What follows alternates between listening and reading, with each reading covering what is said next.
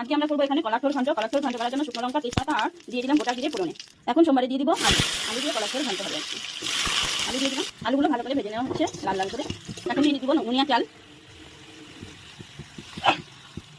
নুনিয়া চালটা দিয়ে ভালো করে লাল লাল করে একটু ভেজে নেওয়া হবে নুনিয়া চালটা।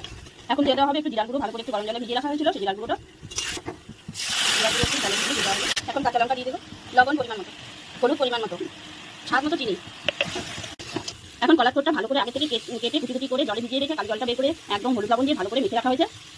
কলার থোড়টা এখন দিয়ে দেওয়া হলো, থোড় দিয়ে ভালো করে নেড়ে চেড়ে নেওয়া হলো। কলার থোড় দিয়ে এখন ভালো করে নেড়ে চেড়ে নেওয়া হলো, থোড়টা ভালো করে নেড়ে চেড়ে বসিয়ে নেওয়া হলো। এখন একটু জল দিয়ে ঢাকা দিব।